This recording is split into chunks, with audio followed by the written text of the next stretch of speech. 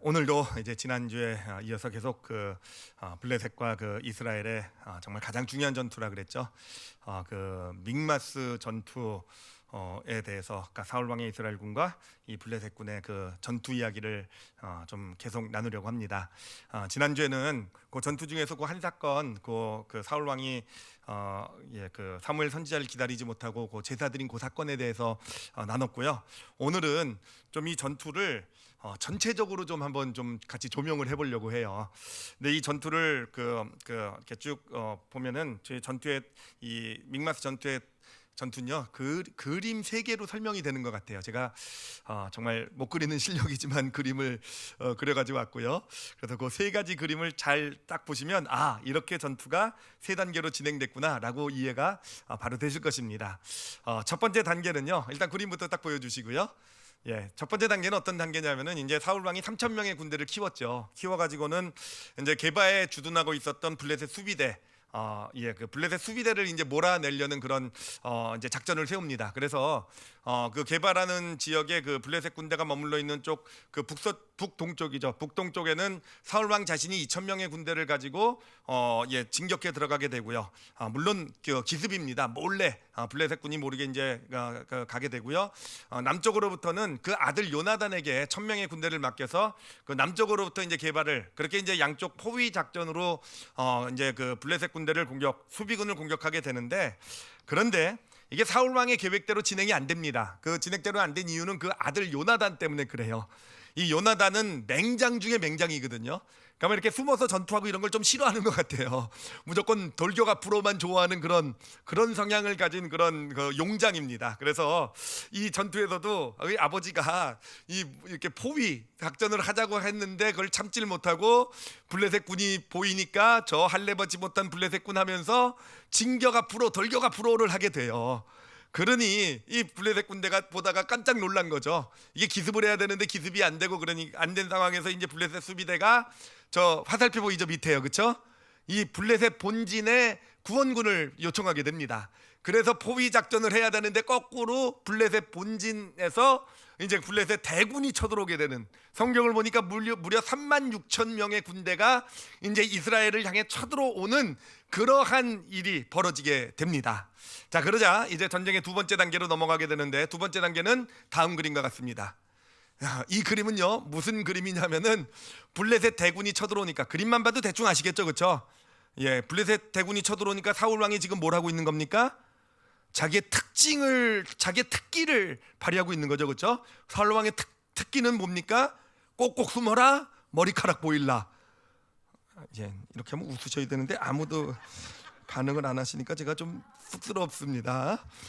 어쨌든 36개 도망치는 전략. 게바에 숨어 있다가 게바를 공격하려고 하다가 저기 어디까지 도망가냐면은 저희 길갈까지, 해발 플러스 800m에서 마이너스 300m 정도 돼가 돼요. 길갈로 도망치는, 정말 꼭꼭 숨어라. 사울 왕이 진짜 제일 잘하는 거야. 앞으로도 전쟁을 보면요, 사울 왕은 저거 하나는 기가 막히게 잘합니다. 정말 잘 숨어 있어요. 하여튼 그 두 번째 단계는 그렇게 사울 왕의 군대가 도망가는 단계예요. 근데 혼자만 도망가고요. 사실은 이 요나단은 도망갔겠습니까? 안 갔겠습니까? 도망 안 가요. 요나단은 혼자서 그 1,000명에서 3,600명의 군대가 쳐들어오는 것을요, 이렇게 하여튼 자기 자리를 딱 지키고 있는 어떤 그런 모습을 보이게 돼요. 그러니까 자기 아들 요나단의 군대만 놔두고 사울 왕은 길갈로 도망을 하게 됩니다. 도망을 하게 돼서 거기서 벌어진 일은 우리가 지난주에 나눴죠, 그렇죠? 하나님께 제사를 드리고, 그게 이제 어떤 그 이스라엘의 신정 분리의 원칙, 종교와 정치의 분리의 원칙을 깬 아주 큰 어떤 불순종의 어떤 그런 모습이 된다는 것까지는 지난주에 나눴고요. 하여튼 사울 왕이 스스로 제사를 드리게 되는 것, 이렇게 해서 두 번째 단계는 끝나게 되고요. 이제 세 번째 단계로 넘어가게 됩니다. 이렇게 하나님께 제사를 드리자, 그림을 보여주세요. 이것도요. 이제 사울 왕도 이제 어쩔 수 없이 이제 블레셋 대군을 맞이하러 나가게 돼요. 그런데 그때 사울 왕이요, 어떤 전략을 세우게 되냐면은, 저 그림을 보면 그 전략이 좀 이해가 잘 되실 텐데, 자, 보면은 그 원래 블레셋 수비군이 있었던 게바에는요, 지금 누가 주둔하고 있냐면은 요나단의 군대가 주둔을 하고 있어요. 그리고 사울 왕은요, 그 요나단 군대 뒤쪽에, 그러니까 사울 왕의 이스라엘 본진이겠죠. 본진은 거기에 머물러 있게 되고요. 그 다음에 블레셋 군대는 지금 어디에 머물러 있냐면은 믹마스에 머물러 있는 거예요. 근데 믹마스가 어떤 땅인지 아시죠, 그렇죠? 좀 전에 사울 왕이 있었던 곳이 바로 믹마스예요. 그러니까 사울 왕이 믹마스에 있다는 소식을 듣고 블레셋 군대가 다 글로 몰려온 거겠죠, 그렇죠? 그래서 믹마스에서 진을 치게 됩니다. 저렇게 대치가 되는데 저게 사울 왕의 하나의 전법인 것이 무엇이냐면은 저 그 게바라는 곳하고 믹마스 사이에 보면 깊은 계곡 같은 게 하나 보이시죠, 그렇죠? 그게 정말 험난한 협곡이에요. 험난한 협곡. 그 협곡에는 와디라는 그 강이 흘러요. 사실 그 와디라는 강은 진짜 우리가 아는 그런 모습의 강이 아니라 건천이라고 해서 비가 내릴 때만 물이 흐르고요. 비가 내리지 않으면 건조할 때는요 물이 흐르지 않은, 그렇지만 우리가 상상하는 그런 계곡, 아주 깊은 계곡 가운데서 어떤 있는 그런 아주 험난한 지형을 생각하면 돼요. 바로 그 지형이, 그런 협곡이 요 이스라엘과 블레셋 요 사이에 자리 잡고 있는 겁니다. 이 얼마나 험한지 저기는요 사람이 걸어서 건널 수 없고요, 이 바위를 붙잡고 기어가서 건널 수 있는 땅이고요. 그러니 또 이렇게 협곡이기 때문에 내려다보면은 적군이 쳐들어오는 게 그대로 보이는 땅이고요. 그리고 당연히 대군이 한꺼번에 몰려올 수 없는, 그냥 몇몇 명이 겨우 그 협곡을 통해서 넘어와야 되는 그런 땅입니다. 그러니 사울 왕의 특기가 발휘되기가 참 좋죠, 그렇죠? 저 그 게바 쪽에서 이렇게 내려다보면서 내려다보면서 이스라엘 군대는 뭘 하면 됩니까? 거기가 바위산이거든요. 바위 뒤에 굴을 파고 꼭꼭 숨어라. 사울 왕의 특기를 발휘하면서 거기에 지키고만 있으면 되는 것이고, 블레셋 군대는 저기서 이제 사실은 방법이 없는 거죠. 대군을 가지고 공격을 해야 되는데 저 협곡을 통과하지 못해가지고 그 믹마스 지역에 머물러 있는, 그래서 이 전쟁이 이렇게 소강 상태에 들어가게 됩니다. 서로 대치하고 있는 그런 상태에 들어가게 되는데요. 자, 그런데 이제 끄셔도 돼요. 이제 여기서 이제 또 문제가 하나 발생을 하게 됩니다. 이 문제를 누가 일으키느냐? 누가 일으켰겠습니까? 그 아들 요나단이 또 문제를 일으켜요. 이 요나단이 몸이 근질근질할 거 아니겠습니까? 이 용장인데, 그렇죠? 근질근질한데 아버지는 뭐 절대로 못 움직이게 하죠. 그러니까 1000명의 군사가 있긴 있어도 뭐 군사를 전혀 동원하지 못하게 하니까 이 요나단이 몸이 근질근질한 상태에서 아주 정말 놀라운 일을 벌이게 돼요. 정말 이 일을 보면서 이 요나단이라는 사람은 이 겁신경이 없는 사람인 것 같다는 그런 생각이 들어요. 여러분, 겁이라는 신경이 없다는 게 무슨 뜻인지 아시죠, 그렇죠? 그러니까 겁이라는 개념이 없는 사람인 것 같아요. 어떤 일을 벌이게 되냐면은 이제 시종이, 그런 장수들에겐 시종이 있나 봐요. 그 무기를 드는 시종이 하나 있는데 그 시종 한 명을 거느리고 요나단과 그 시종 둘이서 블레셋 군을 공격하기로 결정을 한 거예요. 여러분, 블레셋 군의 인원이 몇 명이라 그랬죠, 아까요? 36,000명. 그 36,000명을 몇 명이 지금 공격하러 간다고요? 2명이 공격하러 가기로 결심을 한 거예요. 근데 이 요나단의 논리는 아주 간단합니다. 요나단의 논리는요 아주 간단해요. 제가 읽어드릴게요. 요나단이 이런 일을 벌이는, 이걸 믿음이라고 얘기할 수 있을지 잘 모르겠어요. 사무엘상 14장 6절입니다. 요나단이 자기의 무기를 든 소년에게 이르되 우리가 이 할례 받지 아니한 자들에게로 건너가자. 여호와께서 우리를 위하여 일하실까 하노라. 여호와의 구원은 사람의 많고 적음에 달리지 아니하였느니라. 여러분, 이런 구절 하면 아멘 외치셔야 되는 거 아니에요? 예? 아멘 외쳐야 되잖아요, 그죠? 아멘. 여호와의 구원은 사람의 많고 적음에 달린 것이 아니라 아멘 해야 되는데 지금 2대 몇 명이라고요? 2대 36,000명이에요, 그렇죠? 이거는 믿음도 좋지만 사실 이거는 좀 믿음이라 그러기에는 정말 좀 그렇죠, 그렇죠? 믿음이라 그러면 참 그래요. 하여튼 근데 요나단의 아주 논리는 간단해요. 하나님이 우리를 위해서 싸우시면은 하나님의 승리는 사람의 많고 적음에 달린 게 아니니까 우리가 건너가서 싸우자. 그러니까 돌격 앞으로 둘이서요. 그러니까 뭐 한 거니까 또 사고를 친 거죠, 그렇죠? 정말 전 사울 왕이 좀 불쌍해요. 이런 아들 정말. 여러분의 아들이 이런 아들이 있다고 생각하면 여러분 어떠실 것 같으세요? 아빠 말 죽도록 안 듣고, 그렇죠? 하지 말라는 일만 하고요, 그렇죠? 그냥 아까도 한번 사고 치더니 또 사고 치고 있어요. 여러분에게 이런 아들이, 이런 자녀가 없으시기를 축원은 안 하고요. 왜냐하면은 하여튼 이게 정말 중요한 계기가 돼요. 이게 이 요나단이 이제 건너가는데 요나단도 나름 전략이 있어요. 이게 아주 그냥 전략이 없는 게 아니라 나름 기가 막힌 전략을 가지고 이제 두 사람이 진격 앞으로 한 거예요. 어떤 전략을 가지냐면은 잘 보세요. 성경 구절을 읽어드리도록 할 텐데, 아까 지형을 잘 생각하세요. 이거는 뭐 두 사람이 건너가더라도 뭐 블레셋 진지에서 이렇게 내다보면은 그 전방에 있는 진지에서 보면 그대로 내려다 보이는 그런 상황입니다. 그러니까 두 명이 그 협곡을 지금 통과해서 가야 되는 상황인데 그 상황의 그 전략은요 이것도 아주 간단해요. 아주 끝내줍니다. 사무엘상 14장 8절로부터 10절까지를 제가 읽겠습니다. 요나단이 이르되 보라 우리가 그 사람들에게로 건너가서 그들에게 보이리니 즉 뭐 하겠다는 거냐면 어차피 들킬 거니까 그 사람에게 건너가는데 그 협곡 밑에서 우리 여기 있다 이렇게 손들러 우리를 보여주겠다는 거예요. 우리 여기 있다 블레셋 사람들아 우리를 봐라 이렇게 보여주겠다는 겁니다. 자 그렇게 보여주는데 이제 9절입니다. 그들이 만일 우리에게 이르기를 우리가 너희에게로 가기를 기다리라. 그러니까 블레셋 사람들이 그 요나단과 그 또 시종에게 가기를 기다리라 하면 우리는 우리 있는 곳에 가만히 서서 그들에게로 올라가지 말 것이요. 그러니까 저 징역 앞으로 안 하겠다는 거예요. 그런데 10절에 보면요, 그들이 만일 말하기를 우리에게로 올라오라. 그러니까 너희들이 올라오라 거죠. 너희 둘이 올라오라 하면 우리가 올라갈 것은 여호와께서 그들을 우리 손에 넘기셨으므로 이것이 우리에게 표징이 되리라 하고, 굉장한 전략인 거 맞죠, 그렇죠? 아주 간단해요. 이 전략은 뭐냐면은 하나님께서 이들을 우리에게 넘기시는가 아니시는가 우리가 하나님의 사인을 구하겠다라는 거예요. 근데 하나님의 그 사인이 뭡니까? 사인이 뭐냐면은 우리가 협곡 아래서 우리 여기 있어요라고 손 흔들 때 블레셋 군대가 우리가 내려갈 테니까 기다려라 그러면 하나님께서 노하신 것이고, 하나님께서 너 스탑이라고 하신 것이고, 야 니네가 좀 일로 올라와봐 라고 얘기하면은 하나님께서 뭐라는 겁니까? 예스 하신 거예요. 고 가라고 명령하신 거니까 저들이 우리에게 올라와라 그러면은 우리는 올라가서 그들을 공격하겠다. 굉장한 전략이죠, 그렇죠? 굉장한 전략이고요. 사실은요, 정말 이 전략을 보면서 이게 믿음이겠습니까? 라는 생각이 좀 믿음. 사실은 이 믿음은요, 저는 제가 별로 안 좋아하는 게 부채도사 믿음 아닙니까? 거의 그 급이잖아요. 이 하나님이 그러니까 그 블레셋 군인들이 우리가 간다 그러면은 이쪽으로 넘어진 거죠, 그렇죠? 노고요. 우리가 그 블레셋 군대가 뭐 올라와 그러면 하나님께서 예스하신 것이다. 이게 정말 여러분 이런 믿음 별로 제가 안 좋아합니다. 이거 약간 미신 같은 거고요. 그래요. 이게 뭡니까? 뭐 부채 하나 넘겨놓고 이렇게 이쪽으로 넘기면 노, 저쪽으로 넘기면 예스. 근데 우린 주로 부채도요. 우리가 예스를 원하면 약간 이쪽으로 기울여서 이렇게 놓죠. 주로 그러잖아요, 그렇죠? 하여튼 참 문제가 있는 모습인 것처럼 보여요. 나름 뭐 하나님의 사인을 구하고 있지만 하여튼 문제가 있는 모습처럼 보이는데, 그런데 진행은 어떻게 되냐면은 이 블레셋 군인, 이 망을 보고 있던 블레셋 군인들이요, 2명밖에 안 되니까 2명밖에 안 되니까 올라와라라고 얘기해. 너희가 올라와라 그래요. 그러니 이들에게는 뭐 이 두 사람은요 하나님의 그 파란 불이 켜진 거죠, 그렇죠? 하나님의 초록색 불이 딱 켜진 거니까 이제 올라갑니다.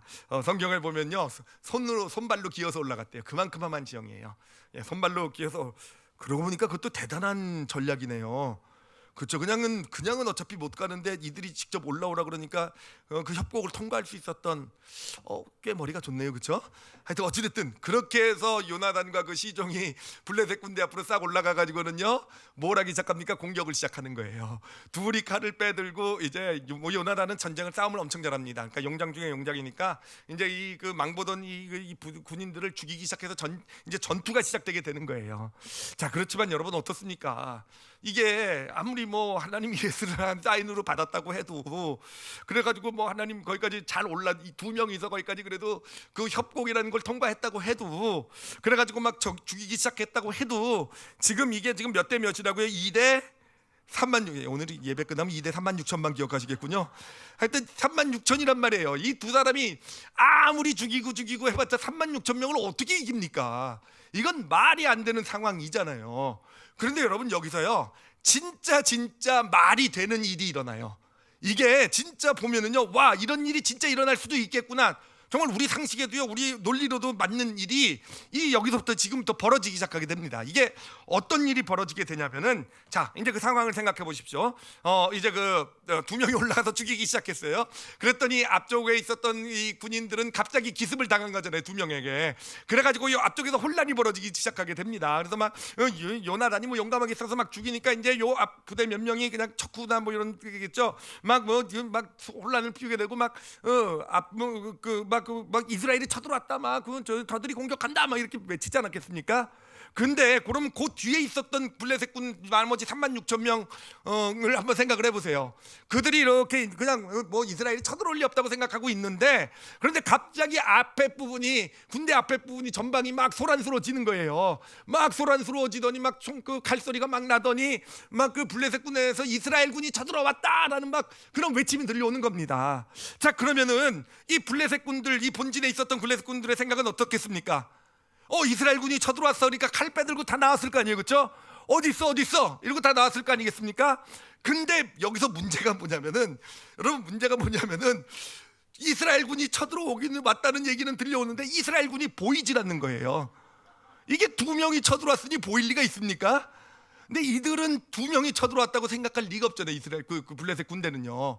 그러니까 2명이 쳐들어온 게 아니라 이스라엘 블레셋이 본지 36,000명이나 되는데 쳐들어왔으면 이스라엘에 그래도 이스라엘 전력을 다해서 쳐들어온 걸로 상상을 하고 이스라엘 군대를 찾아 헤매는데 보이지가 않는 겁니다. 일부 예배 때 이 전법을 제가 전법의 이름이 생각이 났어요. 이게 바이러스 전법이구나. 이 바이러스 안 보이잖아요, 그렇죠? 안 보이니까 더 두렵잖아요, 그렇죠? 그러니까 이 완전히 정말 이 요나단이 이 바이러스 전법을 사용하는 것 오늘 처음 알았어요, 진짜. 하여튼 이렇게 하니까 이 블레셋 군대 진이 전체가 흔들린 겁니다. 적군이 쳐들어왔다고 해서 앞에 군 쳐들어왔다 혼란이 있는데 적군은 보이질 않는 거예요. 그래서 적군이 어디 있나 이렇게 뛰어다니고 보니까 점점 더 적군의 실체는 보이지 않고 하니까 이 두려움이 사로잡히게 되고요. 두려움이 사로잡히게 되면서 어떤 일이 벌어지게 되냐면은 사람들이 당황하고 또 그렇게 되면서 적군 보이지 않고 두려워하게 되면 결국 어떻게 됩니까? 자기네 편들끼리 싸우게 되는 거예요. 자기네 편들끼리 실수해서 죽이기 시작하게 되는 거예요. 그래가지고는 이 블레셋 군대 전체가 혼란에 지금 막 빠지게 된 겁니다. 그래요. 여기까지 이제 진행이 되게 돼요. 자, 그런데 이제 그 블레셋 군대가 이 혼란에 빠지게 된 것이 사울 왕의 군대에서도 당연히 보이게 됩니다. 저렇게 넘어오다 보이니까. 근데 보니까 이 완전 문제가 막 스스로 문제가 생긴 거예요. 그래서 사울 왕이 이것을 이제 보고 이제 그 군대를 점검을 하게 돼요. 우리 그 3,000명의 군대 중에서 혹시 누가 지금 이 자리에 없는지를 점검해 봤더니 딱 2명이 빠져나간 거죠, 그렇죠? 딱 2명이 요나단과 그 시종이 빠져나가게 된 거예요, 그렇죠? 그놈 아들이 또 사고 친 거죠. 사울 왕의 입장에서 볼 땐 또 사고를 친 건데 이번에는 그래도 좋은 사고를 친 거예요. 그 기회가 온 겁니다. 이 블레셋 군이 스스로 무너지고 있으니 이제는 진짜 이스라엘에 다시 올 수 없는 기회가 오게 된 겁니다. 자, 그런 상황에서 사울 왕이 명령을 내리게 되는데 정말 신기한 명령을 내려요. 무슨 명령을 내리냐면 이스라엘 군대들에게요, 가서 법궤를 가져오라는 명령을 내리게 됩니다. 법궤를 가져오라. 법궤가 뭔지는 아시죠, 그렇죠? 하나님의 이름을 둔 곳, 법궤가 있는 곳에 하나님이 함께 하신다라는 그것. 그러니까 법궤를 가지고 전쟁에 나간다는 건 뭐겠습니까? 이 전쟁은요, 하나님이 함께 하신다라는 전쟁이에요. 그렇죠? 법궤를 가져와라. 그래, 어떻게 보면 이 명령 자체는 전혀 문제가 없어 보여요. 그렇죠? 하나님이 동행하는 전쟁을 우리 하나님의 백성이 싸우겠다는데 뭐가 문제입니까? 그렇죠? 근데 문제는 뭐냐면은 지금 법궤가 저기 벳세메스에 가 있다라는 거예요.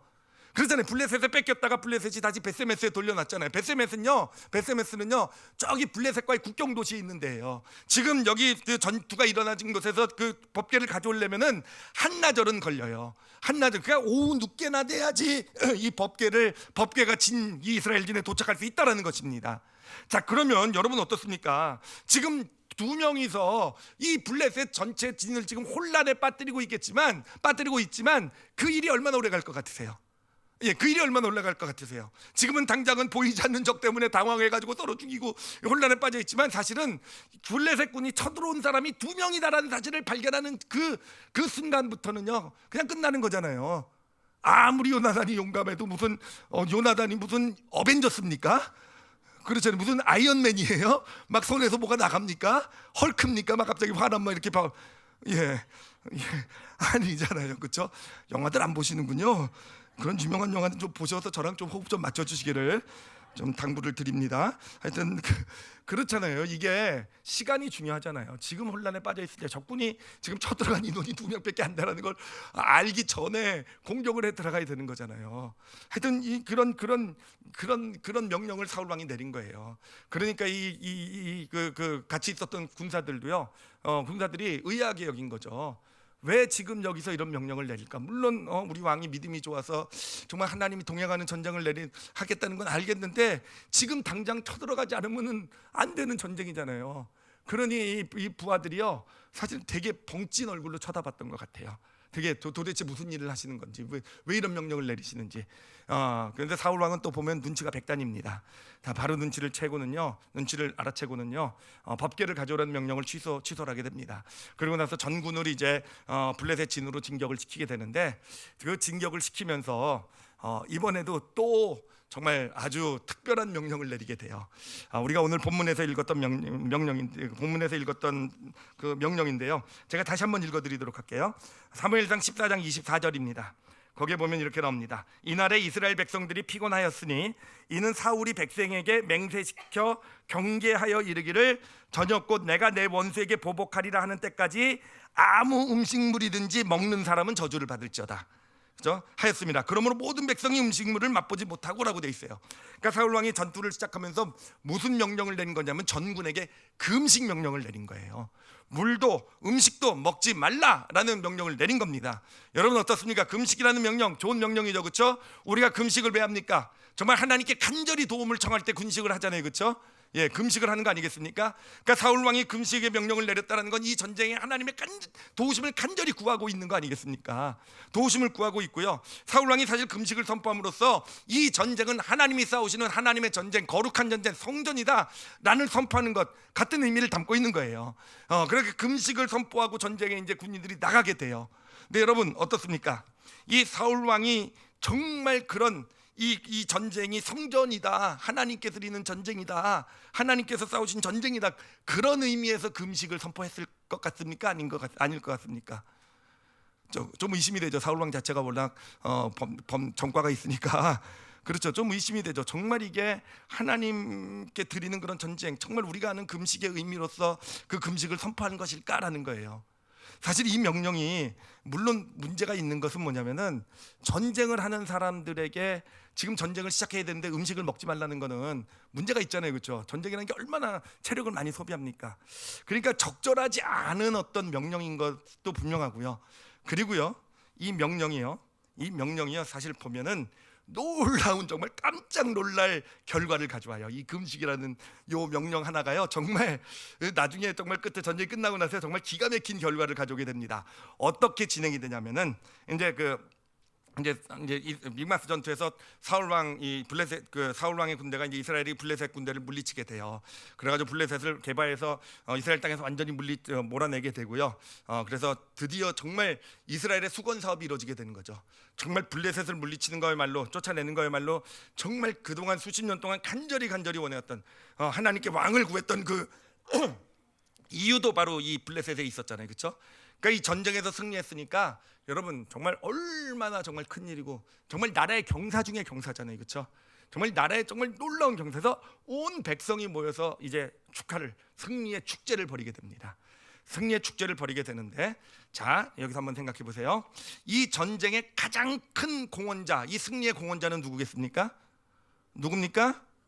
그렇죠. 이건 누가 뭐라고 해도 요나단이죠, 그렇죠? 사실 요나단 한 사람으로 인해서 이겼다고 해도 과언이 아닌, 요나단이 그 시종을 이끌고 정말 들어가서 쳐들어가서 혼자 죽을 각오라고 거기서 싸웠기 때문에, 그렇게 했기 때문에 목숨을 걸고 그것이 결국은 이스라엘의 승리를 가져다 준 가장 큰 누가 봐도 이건 요나단이 가장 큰 공로자 아니겠습니까? 자, 근데 사울 왕이요 이제 축제가 막 진행이 돼요. 축제가 막 진행이 되는데 갑자기 이런 얘기를 꺼냅니다. 우리가 블레셋에게 더 큰 승리를 거둘 수도 있었는데, 블레셋의 군대를 더 도륙할 수 있었는데, 그런데 그러지 못했다라는 거예요. 더 큰 승리를 얻지 못했다라는 거예요. 왜냐하면은 하나님께, 우리 중에 누군가가 하나님께 범죄를 했다라는 겁니다. 하나님께 범죄를 했다. 사실 더 큰 승리를 거두지 못한 이유는 사울 왕이 금식을 시켜서 그런 거 아닙니까? 그래서 백성들이 배고파가지고 싸울 힘이 없어가지고 쫓아가다 더 못 쫓아가가지고 사실은 더 큰 승리를 거둘 수 있었는데 못 거둔 건데, 사울 왕은요 그것을 가지고 누군가가 범죄를 졌다 그러면서 뭘 얘기합니까? 내가 하나님께 이 전쟁은 드렸는데, 금식을 선포했는데 금식을 어긴 자, 그 명령을 어긴 자가 이 자리에 있다라고 얘기를 한 거예요. 자, 그러면 여러분 누가 이 금식의 명령을 어겼겠습니까? 생각해 보세요. 지금 사울 왕이 금식의 명령을 내렸을 때 그 자리에 없었던 사람들이 있었죠. 2명이요. 누구가 없었습니까? 요나단하고 시종은 없었잖아요. 이 두 사람은 그 명령이 있었는 걸 알 수가 없는 상황이잖아요. 지금 둘이서 열심히 전투를 싸우고 있는 것이고 나머지만 들었단 말이에요. 그럼 전투를 하면서, 그래, 다른 사람들은 아까도 말씀 보니까 두려워서, 왕의 명령이 두려워가지고 힘이 빠지는데도 꿀이 흐르고 있는 아주 좋은 땅이에요. 진짜 땅에 꿀이 흐르고 있으니까요. 그 땅에서 꿀도 못 먹고 전투하는데 요나단은요, 말씀을 보니까 지팡이 끝에 꿀을 찍어가지고 먹었대요. 그래서 눈이 밝아졌대요. 그래서 다 열심히 전투를 싸웠대요. 그래요. 그러니 요나단만 먹은 거예요. 그러니까 이제 누가 하나님의 명령, 하나님께 드린 약속을, 금식을 깼다 그랬더니 누가 나옵니까? 요나단이 나온 거죠, 그렇죠? 요나단이 나오게 돼요. 그러니까 요나단이 딱 나오게 되니까 사울 왕이요 그것을 보고 어떻게 반응을 하냐면은, 자, 사무엘상 14장 44절이에요. 제가 읽어드릴게요. 사울이 이르되 요나단아, 내가 반드시 죽으리라. 그렇지 않으면 하나님이 내게 벌을 내리시고 또 내리시기를 원하노라. 여러분, 이 사울 왕 굉장한 믿음의 사람 맞죠, 그렇죠? 자기 아들임에도 불구하고 내가 죄졌으니 넌 죽어야 된다라는 거예요. 여러분 중에서 그렇게 하실 수 있는 부모 계시면 한번 여기 손들어 보시기 바랍니다. 내 아들이 좀 잘못하고 내 아들이 죄를 졌으면 우리는 다 가가지고 그게 친구 때문이라 그러잖아요, 그렇죠? 우리의 18번은요 친구 때문에, 뭐 아닌 것처럼 자꾸 그러세요. 반응을 안 하세요. 다 우리는 내 자녀는 잘못이 없는 것 같고 내 자녀는 뭔가 포장하고 그래도 얼마나 믿음이 좋아요, 그렇죠? 네가 아무리 내 아들이고 후계자라 할지라도 하나님께 벌을 줬으니 너는 죽어야 된다. 죽어야 된다. 이렇게 얘기하고 있는 거예요. 그리고는 칼을 딱 빼들고 요나단을 죽이려고 합니다. 그러니까 여기서 누가 이것을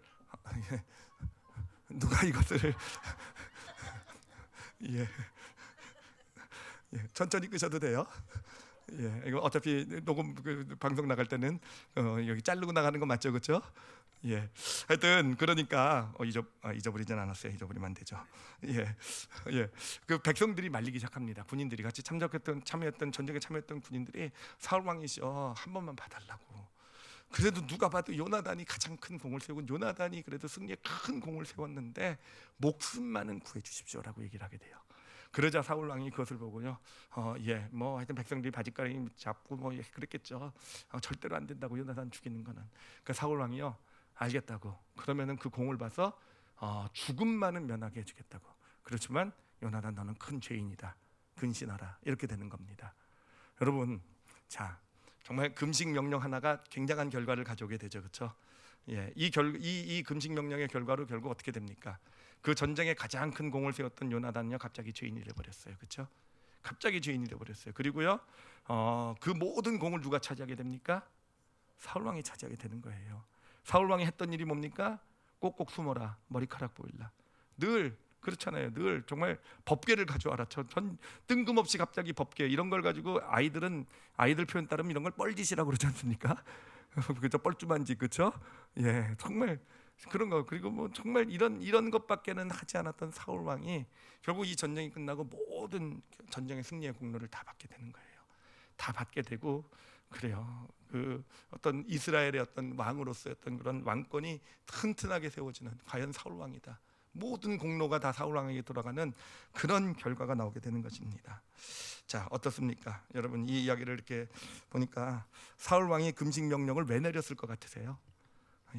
정말 사울 왕이 하나님께 드린 성전으로 내렸을까요? 하나님께 바치는 하나님의 도우심을 구하는 간절한 마음으로 내렸을까요? 아니면 정말 사울 왕의 정말 어떻게 보면 기가 막힌 머리 아니겠습니까? 이렇게 함으로써 모든 공로가 자기에게 오게 되는, 저는요 두 번째였을 거라고 확신해요.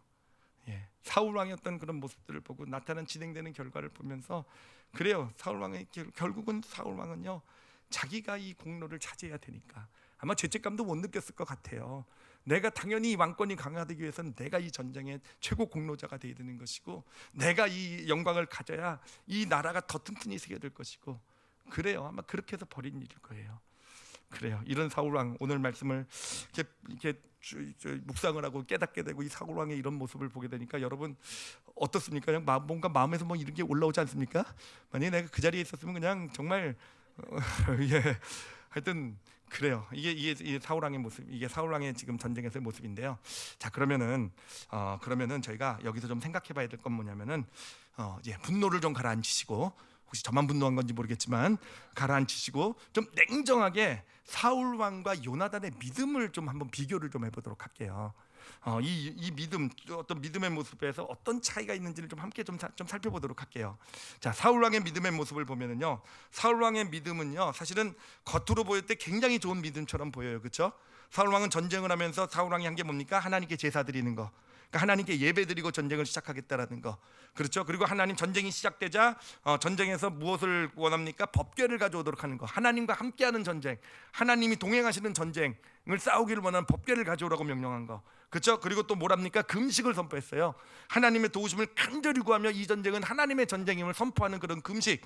그렇죠. 누가 봐도 사울 왕의 어떤 믿음의 모습, 어떤 그런 좀 약간 아까도 좀 안 좋은 표현으로 뻘짓이라는 말을 썼지만, 그래도 어찌 됐든 이 백성들이 볼 때, 이 사람들이 볼 때 사울 왕의 믿음의 모습은요, 하나님께 제사를 드리고 예배를 드리고 그 법궤를 하나님과 동행하는, 그리고 하나님께 이 전쟁을 드리는 이 금식을 선포하는 믿음의 모습, 정말 좋은 믿음의 모습을 갖춘 그런 모습을 사울 왕을 보여주고 있다라는 겁니다. 그에 반해서 요나단은 어떻습니까? 요나단의 믿음은요 정말 단순해요, 그렇죠? 단순하고 좀 무모하기까지 한 믿음이고요. 그리고 아까도 말씀드렸지만 정말 좀 미신적인 요소도 있어요. 그래요. 정말 저 부채도사 믿음은 저는 지금도 정말 부담이 정말 많이 되는, 우리 성도들이 정말 부채도사직으로 와가지고 뭐 내가 한번 내가 이렇게 해봐가지고 이렇게 일이 진행되면 하나님이 허락하신 것이고, 이렇게 일이 진행되면 하나님이 하신 거 아닌 것이고, 이런 식으로 믿음을 구하는 사람, 저는 정말 이제까지도 그랬던 것 같아요. 뜯어 말리는, 그렇게 하시면 안 된다라는 거. 예, 그런 믿음이었던 것 같아요. 그런 모습이 제가 가지고 있는 믿음에 대한 생각이었는데, 요나단이 그런 믿음의 모습을 정확하게 보여주고 있잖아요, 그렇죠? 그런 약간 미신적인 믿음의 모습을 보여주고 있는 거. 그러니까 요나단의 믿음은요, 믿음인 것 같지만 정말 뭔가 아직 미숙하고 아직 많이 부족한 그런 믿음의 모습을 보여주고 있는 거 아니겠습니까? 자, 그런데 여러분, 우리가 알고 있는 사실은 뭡니까? 하나님께서 사울 왕의 믿음을 그걸 받으셨습니까? 안 받으셨습니까? 안 받으셨잖아요, 그렇죠? 이 사건을 계기로 해서 사울 왕은 하나님으로부터 버림을 받게 되잖아요, 그렇죠? 그리고 우리가 살펴본 바로 봐도 이렇게 바를 봐도 믿음의 겉모습은 가지고 있지만 진짜 믿음 같지는 않잖아요, 그렇죠? 뭔가 문제가 있는 믿음처럼 보이잖아요, 그렇죠? 무슨 문제가 있는 것처럼 보이십니까? 사울 왕의 믿음의 문제가 뭐라고 생각하십니까? 정말 좋은 믿음의 모습들을 다 갖추고 있는데, 그래 제사 드리고 금식, 그 법궤를, 하나님의 이름을 가져오고 이 금식을 하는 좋은 믿음의 모습을 가지고 있는데, 여러분 어떻습니까? 뭐가 문제인 것 같으세요? 그래, 뭐가 문제냐면은요, 바로 사울 왕의 믿음은요, 겉과 속이 다른 게 문제가 있는 거예요. 겉으로는 다 하나님이 함께 하시고 하나님의 전쟁이고 하나님이 싸우시고 하나님이 동행하시고 하나님을 위해서 하는 싸움처럼 보이지만, 여러분 사울 왕이 한 행동 하나는 다 누구를 위해서입니까? 다 자기를 위해서였잖아요. 하나님께 왜 제사를 드립니까? 자기가 꼭 승리해야 되겠으니까. 그러니까 하나님의 명령이 무엇이든 내가 승리하는 방법으로 가는 것, 그거를 믿음으로 포장해가지고 내가 승리의 길을 보장받으려고 한 것이 제사 아닙니까? 그래요. 법궤를 왜 가져가려고 합니까? 자신이 없어서 그런 거잖아요. 정말 어떻게든 승리를 해야 되겠으니까 이 법궤라도 가져와서 하나님과 동행하는 어떤 그런 법궤를 이용하는 믿음이잖아요. 특히 금식은 더 그렇지 않습니까? 하나님의 성전인 것처럼 거룩한 전쟁인 것처럼 포장을 했지만, 실은 내가 요나단의 공로를 가르치려고, 정말 요나단이 뻔하게, 지금 이 금식 명령을 낼 때 요나단이 없었잖아요, 그렇죠? 그러니 뻔하게 요나단이 먹을 걸 알고 있었던 사울 아니었겠습니까? 그러니 그 요나단, 지금 저기서 놀라운 공로를 세우고 있는 요나단의 그 공을 어떻게든 없애야 되니까, 내가 가져야 되니까 금식의 명령을 선포한 거 아니겠습니까? 그래요. 사울 왕의 믿음의 문제는요, 다 거기 있어요. 겉과 속이 다른 거예요. 그래요. 겉으로는 하나님이 원하시고 하나님의 뜻이고 하나님의 인도하심을 구하는 것 같지만, 진짜로는 그 안에는 다 나를 위해서 내가 잘 돼야 되고, 내 두려움 때문에 다 내 이익이어야 되고, 거기 있는 거 아니겠습니까? 자, 그런가 하면은요, 여러분 요나단의 믿음을 한번 잘 생각해 보세요. 되게 미숙해 보이는 믿음이에요. 정말 미숙해 보이고 저도 별로 안 좋아했다 그랬죠. 그런 미신적인 요소로가 보이는 믿음이기도 해요. 그렇지만요, 여러분 요나단의 믿음은요 철저하게 하나님 쪽에, 하나님 중심이라는 거예요. 미숙해 보이지만 그 중심은요 하나님께 가 있다라는 겁니다. 그래요, 미숙해 보이는 믿음이지만 어떻습니까? 이 블레셋 백성 그 군인들이 올라오라 그러면 하나님의 오케이 사인으로 받겠다. 예, 여러분 그 오케이 사인으로 받는 것이 요나단이 자기를 위해서입니까? 예, 요나단이 진짜 바본 줄 아십니까? 2대 3만 6천으로 싸워서 이길 승산이 있다라고 생각하고 갔겠습니까? 요나단 같은 사람이 내가 2명이 올라가서 싸우면은 아까 설명했던 것처럼 블레셋 진영에 혼란이 일어나가지고 이런 전략을 가지고 올라가겠습니까?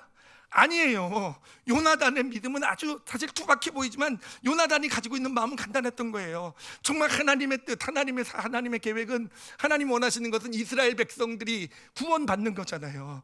블레셋을 물리쳐서 이스라엘 백성들을, 이스라엘을 세우시는 게 하나님의 뜻이잖아요. 그렇죠? 하나님의 뜻에 자기를 맡겨 보는 거예요. 하나님이 예스하시면 싸우러 가겠다는 거예요. 싸우러 가면 자기는 분명히 죽을 겁니다. 자기는 뭐 살까고 하고 갔겠습니까? 자기는 죽을 거겠지만 그래도 자기가 죽더라도 하나님이 오케이 하셔서 하신 그 길에 가서 죽음의 길, 하늘의 밀이 땅에 떨어지는 길 아니겠습니까? 그 길을 가서라도 내가 그렇게 나를 희생해서 가면 그것이 혹시라도 하나님이 허락하신 일이 돼서 이스라엘의 승리가 된다고 한다면 정말 얼마나 그것이 놀라운 하나님의 영광이고 하나님이 하시는 놀라운 일이 되겠느냐는 거예요. 그래요, 위습해 보이는 믿음이지만 그 중심에는 하나님이 있었던 거예요. 겉과 속이 같은 거예요. 그런가 하면 또 만약에라도 노를 하면, 만약에라도 이 블레셋 군인들이 너 거기 가만히 있어 우리가 내려갈게 하면 노라고 하나님이 노한 걸로 받겠다고 그랬잖아요. 사실 그 믿음도 어떤 믿음입니까? 요나단은 용장이니까 싸우고 싶었을 거예요. 그렇죠? 싸우고 싶어서 정말 내가 한 번 바쳐서 정말 내가 전투를 해가지고 정말 어떻게든 내가 좀 이 하나님의 승리에 공헌을 해야 되겠다라는 마음이 있었을 거예요. 그렇지만 요나단요, 하나님이 노하시면, 하나님이 스탑하시면 멈춰 설 수 있었던 거예요. 멈춰 서겠다라는 거예요. 여러분, 사울왕과 요나단의 차이가 보이시죠? 그렇죠? 사울왕은요 겉과 속이 다른 믿음이었어요. 겉으로는 정말 좋은 믿음의 속을 가지고 있지만 그 속은요 다 하나님을 포장해 놓고 그 안에는요 다 자기 나가 있었어요. 나. 요나단은요 정말 부족한 믿음의 모습이었어요. 정말 어떻게 보면 미숙하고 어떻게 보면 정말 무모해 보이기도 하고 어떻게 보면 정말 미신 같아 보이기도 하는 믿음이었지만, 그런데 그의 중심은요 온전히 하나님이었어요. 하나님이 원하시는 것, 하나님의 사정. 그래야 겉과 속이 같았다라는 거예요. 이것을 어떻게 표현을 할까라고 이렇게 묵상을 하는데 생각난 단어가 하나 있었어요. 진정성이라는 단어. 그래요, 진정성이라는 단어. 사울왕의 믿음에는요 진정성이 없었던 거예요. 그래요, 겉으로 보여지는 것이 믿음의 형태를 가지고 있지만 아니요, 실제로는 다 그 안에는 내 욕심, 내 사정, 내가 원하는 건 내가 잘 돼, 이런 것이 있었던 거예요. 요나단의 믿음의 모습은 정말 투박하고 미신 같은 요소가 있다고, 정말 성숙한 사람의 입장에서, 제 입장에서 볼 때도요, 저는 뭐 그렇게 성숙한지 모르겠지만 저 정도 신앙생활하는 입장에 볼 때도 저런 믿음은 문제가 있는데라는 그런 믿음의 겉모습은 가지고 있었을지 모르지만 그 겉과 속이 똑같은 정말 그런 진정성이 있는 믿음을 가지고 있었던 것이고요. 그래요, 하나님은 사울왕은 버리셨지만 요나단을 통해서는요 결국은 2대 3만 6천의 전쟁의 승리를 이루시고 이스라엘을 구원하시는 그런 놀라운 역사를 가져다 주신 것입니다. 자, 여러분 어떻습니까? 여러분 사울왕이고 싶으십니까? 아니면 요나단이고 싶으십니까? 정말요? 그럼 앞으로 부채를 잘 넘기시기 바랍니다. 부채를 잘 넘기셔서 넘어가는 쪽으로 무조건 순종하는 그런 길. 농담이고요. 그래요, 정말 여러분 우리가 좀 미숙해 보여도 조금 단순해 보이고 그래도요 정말 하나님께서 우리로부터 찾으시는 믿음은 여러분 바로 이 요나단의 믿음인 줄 믿습니다. 근데 여러분 솔직히 저도 말씀 준비하면서 사울왕 시컷 욕하면서 말씀을 준비했지만 이 마지막에 이렇게 정리를 하면서 제 자신을 돌아다 보면요 제 안에는요 요나단보다는 사울이 더 많은 걸 보게 돼요. 제 믿음을 보면요 제 안에는요 사울왕이 더 많이 자리 잡고 있어요. 그래서 겉으로는 신앙생활 오래 오면서 목사고 하면서 그 믿음의 어떤 겉모습은 잘 갖춰 있고 말하는 것 이런 걸 보면 이제 별로 실수도 안 하고 이렇게 그런 믿음의 우리 목사님 믿음이 좋아하는 그런 모습을 가지고 있지만 여기서 까발리면 안 되는데 큰일 났네요. 근데 사실이요, 그래요. 사울 왕의 모습이 많아요. 다 내가 좀 편해야 되고, 내가 좀 인정받아야 되고, 내가 좀 이 일을 통해서 나와 연결된 모습이 정말로 많은, 정말 내가 요나단처럼, 정말 요나단처럼 내가 손해 보고 내가 아픔이 있고 내가 땅에 떨어지는 그런 길이란 할지라도 정말 하나님이 가라고 하면 가고 하나님이 서라고 하면 설 수 있는 그런 믿음의 길을 걸어왔는가. 앞으로 조금 더 그런 길을 걸어가게 될 줄 믿습니다. 우리 성도들도 정말 그래요. 여러분 다 그래요. 우리가 다 사울 왕의 모습이 있어요. 다. 그러니까 내가 믿음에 헌신하고 막 섬기고 막 겉모습을 막 믿음하다가도 작은 일에 시험에 드는 거예요. 하나님께 삐지기도 하고요. 그리고 섭섭함도 드는 거고요. 다 그런 거예요. 저는 요나단이요, 사울 왕이 마지막에 금식 문제를 가지고 요나단을 죄인으로 몰아갔을 때 요나단이 그것 때문에 시험에 들었을까 생각했을 때 안 그랬을 것 같아요. 안 그랬을 것 같아요. 요나단은 이미 전쟁을 시작하면서 자신은 하나님께 내어드린 거기 때문에 전쟁에 이스라엘이 이긴 거, 하나님이 정말 승리하신 거, 나를 사용하셨다는 것만으로도 충분히 감사하면서 그래요, 그 다음 길을 걸어갔을 것 같아요. 그가 다음에 걸어간 그 길은 뭡니까? 다윗을 세우는 길이잖아요. 자기가 후계자인데 다윗을 그 다음 왕으로 세우는 그런 길을 걸어갈 수 있었던 요나단 아니었겠습니까? 그래요. 그래요. 우리 보면은 참 요나단이 믿음 없는 줄 알았더니 굉장히 믿음이 좋은 사람이었어요. 앞으로 부채도사 믿음 절대로 무시하지 않을 테니까. 하여튼 그래요. 정말 그런 요나단의 믿음의 모습이 저와 여러분들 가운데 점점 더 크게 우리의 믿음의 자리를 차지하게 되기를 소원합니다. 여러분, 하나님이 정말 찾으시는 사람은요, 요나단일 거예요. 그래요. 오늘 이 땅, 이 교회가, 우리 교회 가운데서도 하나님께서 정말 찾으시는 사람, 이 교회가 정말 놀라운 영적 승리를 거두고 정말 하나님께서 주시는 그런 정말 약속의 땅의 축복을 누리게 하시는 데는요, 사울 왕과 같은 사람들이 아니라 정말 요나단과 같이 정말 그렇게 정말 겉과 속이 다르지 않은 진정성 있는 믿음을 가지고 때로는 희생하고 때로는 손해 보면서도 감사하며 걸어가는 그런 하나님께서 우리 올리브교회 가운데서도 요나단과 같은 신한 믿음의 사람을 찾고 계신 줄 믿습니다. 그래요. 마찬가지로 가정도 그래요. 여러분이 속해 있는 회사나 또 사회나 어떤 공동체들도 그래요. 정말 하나님께서 놀라운 일을 이루시고 하나님께서 정말 블레셋을 몰라내시는 그런 정말 평생의 소원을 이루시고 하나님의 놀라운 역사, 사울 왕의 믿음을 가지고는요, 잠시는 내가 원하는 결과를 얻어 가질 것처럼 보일지도 몰라요. 그렇지만요, 아니요, 진짜 하나님의 놀라운 역사는요, 요나단과 같은 믿음을 가지고 내가 가정에서, 내가 속한 믿음의 공동체, 사회에서 서나가게 될 때 하나님께서 그런 나를 통해서, 그렇게 선 나를 통해서 2대 36,000의 놀라운 승리를 이루어 가실 줄 믿습니다. 그래요. 요나단, 오늘의 주인공은 요나단이에요. 요나단 마음에 담으시고 정말 진정성 있는 그런 믿음, 그런 사람으로 한 걸음 한 걸음 더 나아가시는 저와 여러분이 되시기를 예수님의 이름으로 축원합니다. 기도하시겠습니다. 기도하실 때요, 정말 중요한 것은요, 물론 찔림도 좀 있어야 될 것 같아요. 오늘 말씀 들으면서 우리가 좀 찔림을 좀 받아야 될 것 같아요. 우리 자신의 모습을 보면서 사실 사울 왕을 손가락질 할 자격도 없는 우리 아닙니까? 믿음 참 겉모습은 좋게 보이지만 사울 왕을 욕할 자격이 없어요. 사실은요. 그렇죠.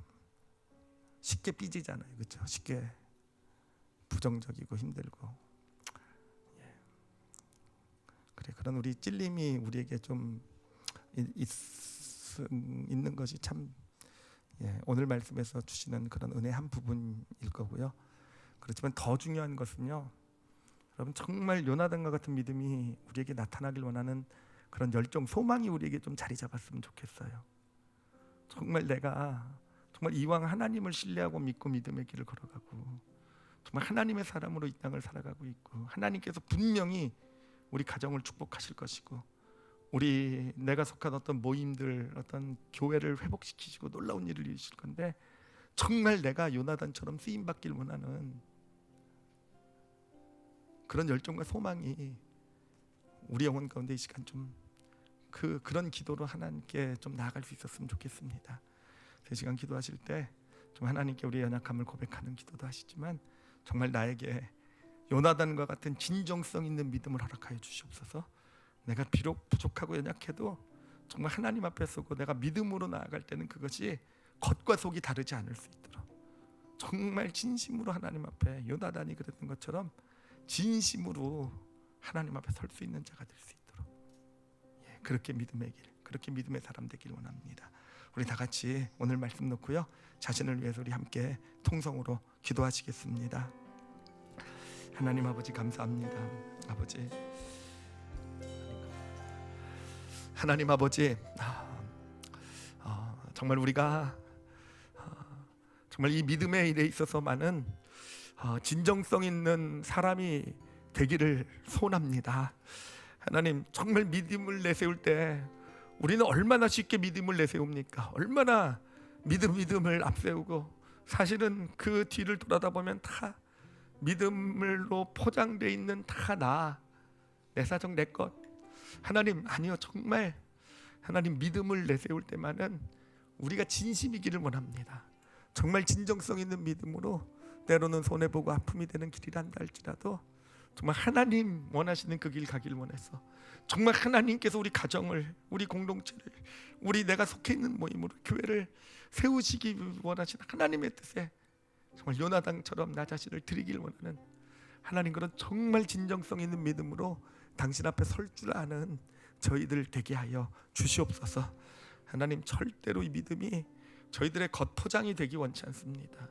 사람들에게 보여지는 모습이 되고 내가 이만큼 믿음이 좋고 난 믿음 있는 사람이고, 하나님 절대로 믿음이 그렇게 사용되지 않을 수 있도록 하나님 진실한 믿음, 진정성 있는 믿음으로 하나님 앞에 설 줄 아는 하나님, 그런 우리들의 삶을 통해 2대 3만 6천의 전쟁을 승리하게 하신 하나님, 당신의 놀라운 일을 이루어 가시는 그런 놀라운 축복의 역사들을 저희가 보는 자들, 그 일에 쓰임받는 자들 되게 하여 주시옵소서. 감사드리며 예수님 이름으로 기도드렸사옵나이다. 아멘.